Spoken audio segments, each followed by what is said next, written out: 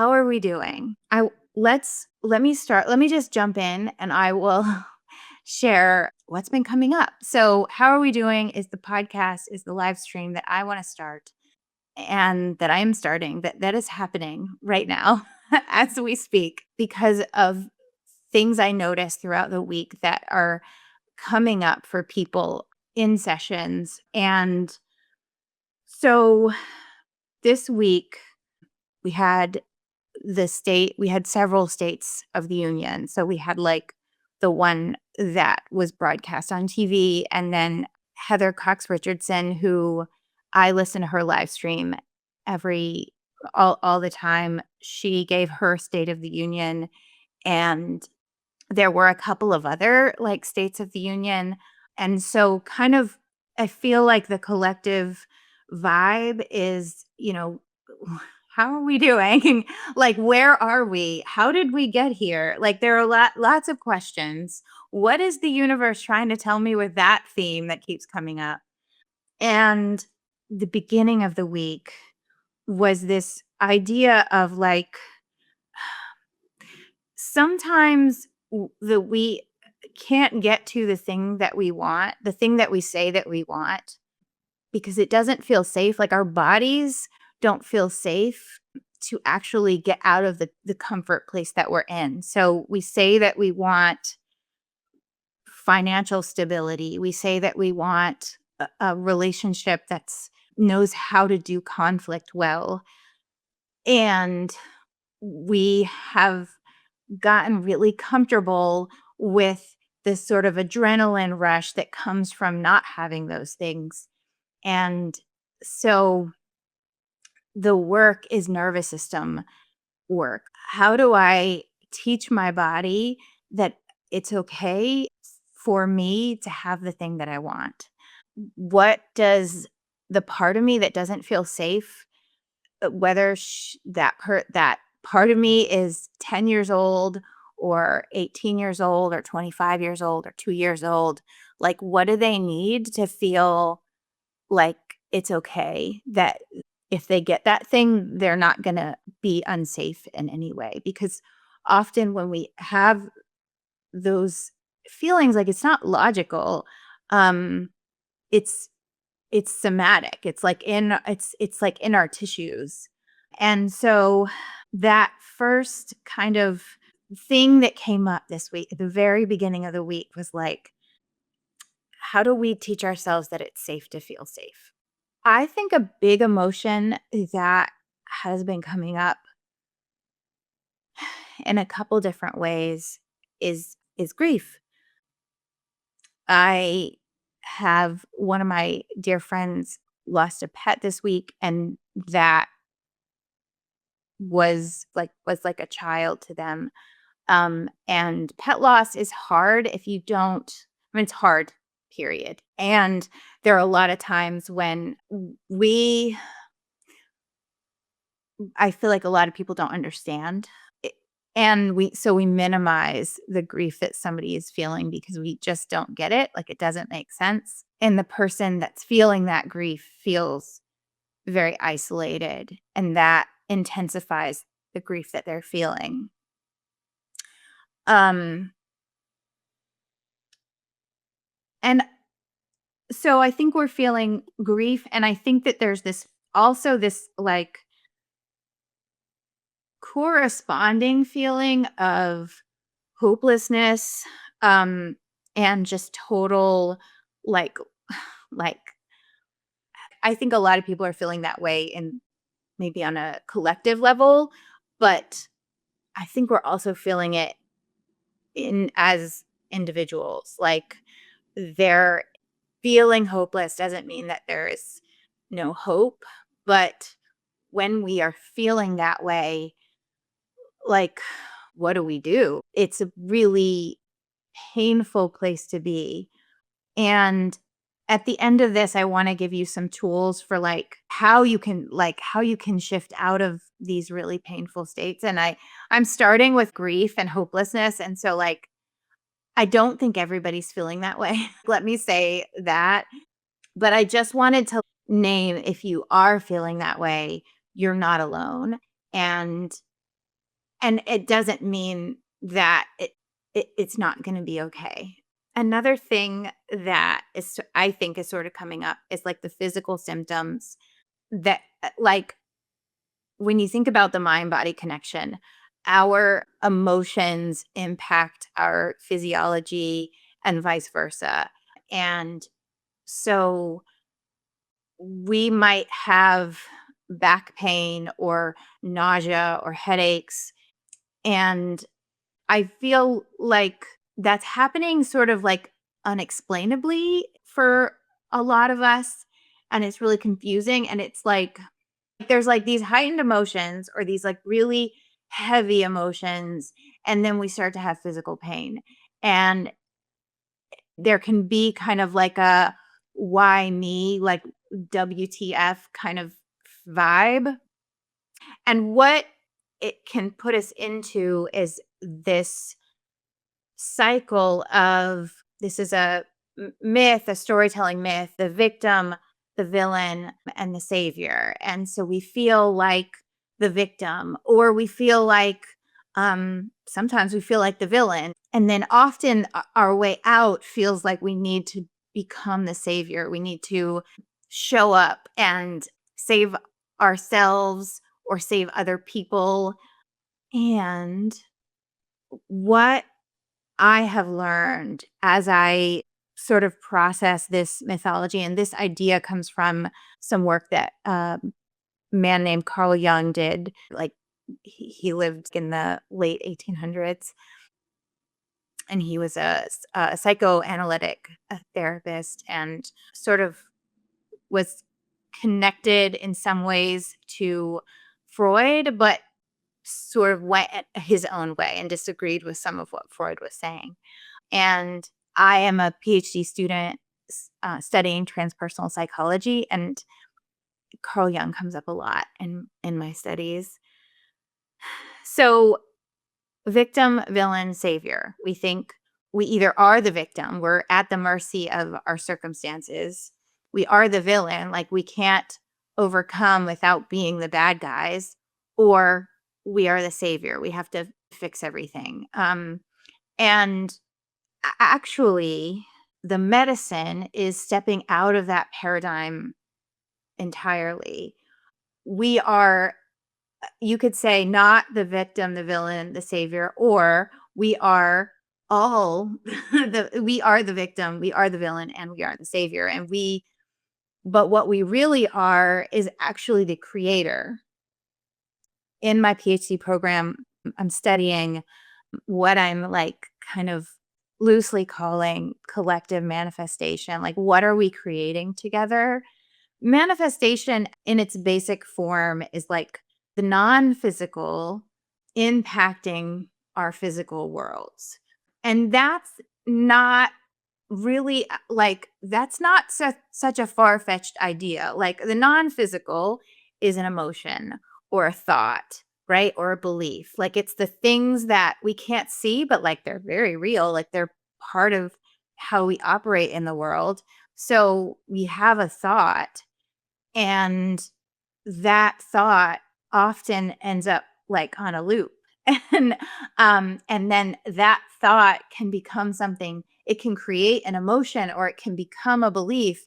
And from those, all of that, those mechanics working together, we start to look for evidence in our external world that like verifies that thought, right? So we think, for example, I'm so dumb, like I can't figure this out. I'm an idiot.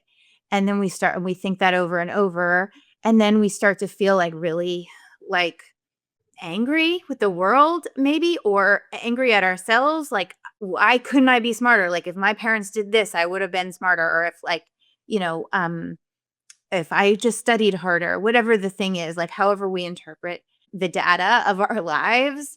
And so then that thought, I'm so dumb, it becomes like, it becomes a belief. It becomes like a solidified, like that's like I am dumb. And then from that place, every time we make a mistake, every time we say something that we didn't mean to say, or we have trouble understanding something in the way that it was presented to us, then like that's the evidence. That's the non-physical showing up in the physical world. And we like, yes, we have manifested the feeling of feeling dumb. That doesn't mean we're dumb. Like that doesn't mean it doesn't mean like it's our fault. It's just kind of the way that the program works. It's the way that the thoughts and the emotions and kind of all of the inner stuff work together to create this package that becomes what we see in the world and how we see the world. And so we can like step out of that. We can say, "Oh, like I feel like I'm dumb. I think that I'm dumb, but is that the only available truth? Is that the only thing that I see it a different way? What else is also true?" So, in that way, we start to create something new. And we could say like, "Well, there was this one time when I figured something out that was, you know, like difficult AF. Or, I might not be book smart, but I am a really compassionate and I might be book smart, but like there might be different kinds of intelligences. There might be different ways of like interpreting smartness. And so in terms of the victim, the villain, and the savior, what have I created? And that was just an example. How have I played the role of the victim? How have I played the role of the villain? How have I played the role of the savior? And what else is also true? And what do I want? If I'm not beholden to that paradigm, if it doesn't have to be like a drama, what else could it be? Could it be something that feels easy and fun? And it can feel really hard to for that to be true if we've kind of been in that drama cycle, if that makes sense. So my battery is low, but hopefully it's still working. There are a couple of things that I want to say that sort of that have also been coming up for me this week. And I think we just kind of talked about one, but what is the story that we're writing as individuals and as a collective? And what feels true is that I'm seeing a lot of people show up with compassion and integrity in the way that using their gifts to benefit their communities in ways that like we haven't done for maybe a long time because we were so stuck in survival mode that we didn't have the capacity to look beyond ourselves. But now it's gotten to a point, it's like we're not out of survival mode and we recognize that it's not going to get better. Like we are co-creating this reality, right? And we can do that on the ground, like practical ways, and we can do that with the ways and we interpret like our thoughts and our emotions and that cycle. So I read this article in my PhD program. I think it was last week, and it was a really difficult piece. It was Henri Bergson, and that's not how you say his name because he's French. And I think it was written in 1889. It was about duration, this concept of duration and flow. And the reason I use the example of I'm so dumb is because I'm taking a consciousness class right now, and I literally feel like I'm not smart enough to be in this class. It is so hard, and we're reading, like, source material from like, I read Aristotle one week, and I'm in the class with, uh, philosophy majors, so they totally like, this is their jam, and I don't know what is going on, like, I'm just, like, trying to, like, get through it, but what I did understand, what little I did understand was the idea that time is not linear and must be taken into account considering space. And I don't really fully know what that means, to be 100% honest, but from like a my metaphysical background and understanding, the idea that time is not linear does make sense to me. I still don't really understand it, but the idea that the past is an an illusion of some, it's not illusion, it's like it happened and like it doesn't exist anymore. So it's complicated, and the future hasn't happened, but it will happen, but it doesn't exist right now. And there are some schools of thought that say that the past and the present and the future are existing all at one time simultaneously, and we're living parallel like lives, and I don't understand all of it, but I can understand that the moment we're in now is not the only available truth. We can access something beyond that, and we don't have to know what that means in order to access it. So I think of that in terms of in our practical everyday lives, like we are waiting on a phone call, or we are bored at work and just want to go home, or we are dreading the next morning because we have to go to school or because we have to go to work. And when we can zoom out and think about, oh, but else is in this moment? And could I look at that to include that even as I'm feeling whatever I'm feeling, dread, boredom, etc. And could that help me? um, could that help me get through this moment of being bored, of being, um, of just feeling the heaviness that I'm feeling? And it's sort of trippy, and it's sort of like it takes a degree of really stepping out of survival mode, of identifying with the creator, of identifying with what if I have a role in this and maybe I can't control everything, but maybe I'm not supposed to. Maybe there are some things that I can control, and maybe when I do that work, it helps me to feel like a little bit better. So, I guess the last thing I wanted to say is this idea of context. We often kind of like, so this has come up a couple times in different sessions for very different reasons.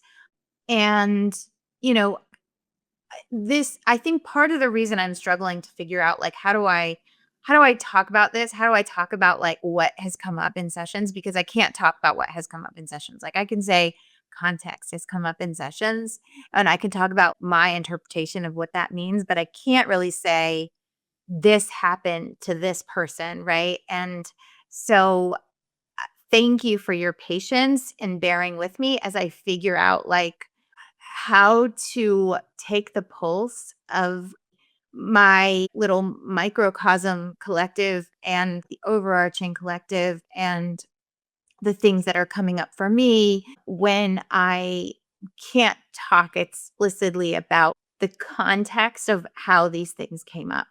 But I think that Heather Cox Richardson has said a couple times, like, context matters. Someone can say something and it's not true, and it's not quite true because what is not being included is this broader thing that makes a world of difference. Going back real quick to grief, because I do think that grief is coming up for people in this space that we find ourselves in. Grief is love. Grief is another form of love. And that's a beautiful thing. I think that when we have when we have loved ones who are going through grief, we can show up and love them as they are grieving, as they are loving whatever or whoever was lost. And when we do that, we, for ourselves and for them, I think profound healing can occur. I wanted to give you some basic strategies. I am a, and so I'll, I will. Hi, my name is Brandy, and I'm super awkward. So thank you for being here. I wanted to give you some strategies, some tools, some things that I have given to clients in the recent, last week or so. One thing that has been helpful to a couple clients is this idea of the container meditation that is a part of EMDR. So I do EMDR therapy, and that's a somatic modality that uses bilateral stimulation, which is using both sides of our bodies to initiate this felt sense of safety. Is like a very short way of saying that. But the container meditation is, I mean, you can do it in conjunction with the bilateral stimulations. Like you can do it tapping, like gently tapping each shoulder, and or you can like tap the tops of your legs. Even just like throwing a ball back and forth is going to have that, like, it's going to feel like that vibe. When you're doing the meditation, you want to go kind of slow. You don't have to do that, but even just doing it like really, just as a practice, like you can see how calming it is. But the container meditation is you can identify like an actual container, like like a thing, or it can be a container in your mind's eye. So when I was learning the technique, I thought of an ice chest, like an ice box. And so I felt like what I was putting in there was not going to get spoiled, and that was helpful. We're not, so we're putting heavy emotions, things that we can't really deal with in the moment. It's not, this is not, we're not repressing them. We're like, so say you have to go to work and you just had a really big fight with your partner. So the container exercise is like, I'm going to take all of those feelings that I'm feeling, and I'm going to like imagine opening the container door, putting them in the container, closing the door, and knowing that they're safe. I can come back to them when I have the time and the space to deal with them. And I'm not pushing them away. I'm not stuffing them down. I'm putting them somewhere where I can access them when I have the bandwidth and like emotional regulation to deal with them. And so I think that can be really helpful, especially in conjunction with the bilateral stimulation, because it's going to calm your nervous system down. Another thing I learned is apparently when you look at the eyebrow, so if eye contact is really difficult for you and you have to do it for your job or just like whatever, you can look at the eyebrow of the other person, the left eyebrow, and it calms your nervous system. It also calms their nervous system, which, how cool is that? So I didn't know that. That's like something I hadn't heard before. I was in like a networking meeting or group or whatever, and someone said that because it was like a speakers group, and I don't remember where she got it from, but if I find that, I'll link that because it was from, I think, a podcast. But that's helpful, and you can try that out if you want to. The last kind of thing I want to leave you with is I am a very early practitioner, not practitioner, very early student of Jin Shin Jyutsu. It's a Japanese healing touch technique, and it starts with finger holds. And I have been playing around with this and giving this to, it's really easy, and that's why I like it, because you can try it out and see if it's supportive. And if it is, you can use it pretty much anywhere. And if it's not, you don't have to worry about it. But so it equates every finger with an emotion. And there's a lot more to it, but I'm just going to tell you this part. And you can again, you can look into it if you're interested. So every finger and then the middle of your palm. So the middle of your palm is if you are feeling totally despondent, like complete hopelessness. And you can hold that area. And the way that they did it was like this. It's hard to see. And you can hold that area and it will sort of evoke the opposite of whatever feeling that we're working on. So for total despondency, that might be just kind of like I feel some hope, like I feel some relief. Um it's an art, it's not a science, so don't worry if, like, am I doing it right? Like, it's just kind of like what feels right to you. The thumb is worry. And so if you're feeling really anxious, or if you're worried, like you haven't heard from somebody, whatever the thing is, just kind of holding your thumb. It sounds so simple, and maybe it won't help, but maybe it will. The index finger is fear. And I think I had, like, what is the difference? Worry and fear. I think fear in terms of like panic when we feel like our bodies are in danger, when we're like really freaking out. So you can play with like whichever one kind of feels more helpful. But again, like just try it. The middle finger is anger. And I feel like that one's easy to remember. So you just hold your middle finger and that kind of like calms your nervous system down. The ring finger is grief. This is interesting because it helps you to let go of whatever, because sometimes grief, like complex grief, is like we don't want to let go of the thing. We think that if we let go of it, we'll lose it. Like it won't be there for us anymore. But that is maybe not always the case. And when we can let go, we actually can connect with that person on a different level, whatever it is, in a new way. So ring finger is grief.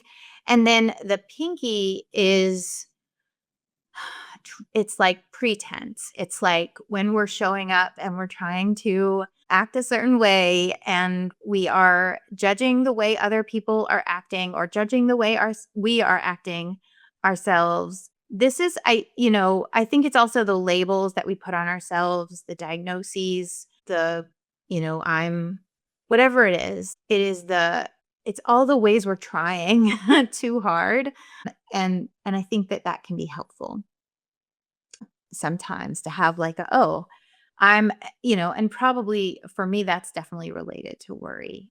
I think that might be everything. Thank you for coming along on this journey. It was kind of a little bit probably painful to watch at some points. um, and you know what? That's okay. It's okay to be nervous. It's okay to be scared, and it's okay to do it anyway. So I will also be posting an article on Substack, and I am really excited to go on this journey with you and to see where it takes us.